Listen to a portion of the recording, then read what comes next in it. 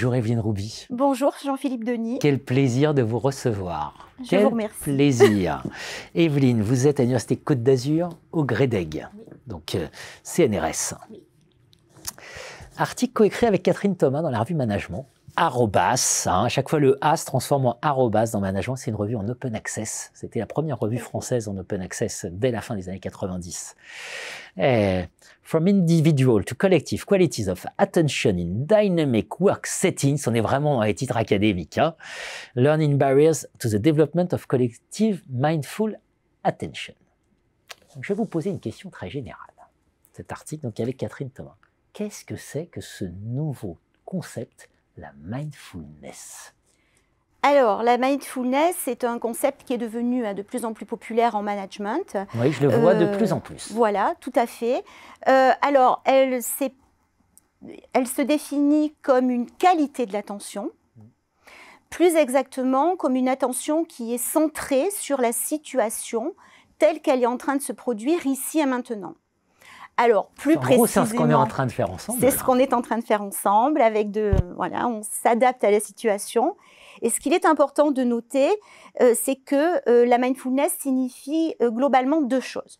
D'une part, elle signifie que les individus scannent leur environnement en regardant un ensemble de signaux, y compris périphériques, à ceux qu'ils ont l'habitude de regarder habituellement, mais aussi des signaux faibles. Alors, pour vous donner une petite idée de ce que peut être un signal faible, contrairement à une alarme qui est considérée comme un signal fort, un signal faible correspond plutôt à l'évolution de la valeur d'un indicateur avant que cette valeur n'atteigne une zone d'alarme.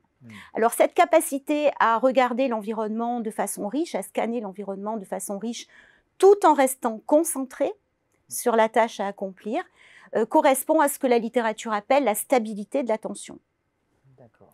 Le deuxième point qui est très important correspond au fait que les individus vont interpréter ces différents signaux qui sont scannés de manière à construire une information pertinente de ce qui est en train de se produire ici et maintenant.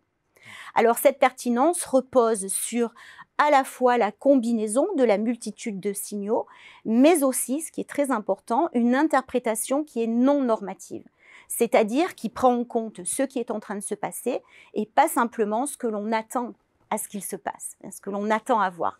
Et cela correspond plutôt à la vividness dans la littérature sur la mindfulness. Donc en fait, stabilité et vividness constituent les deux composants clés de la mindfulness et elles sont essentielles pour que les acteurs soient en capacité de s'adapter à des situations émergentes qui sont non totalement prévues, ces situations qui sont caractéristiques des environnements de travail complexes. Merci Evelyne Rouby, c'est très très clair et c'est surtout, je pense, très important, cette affaire de mindfulness.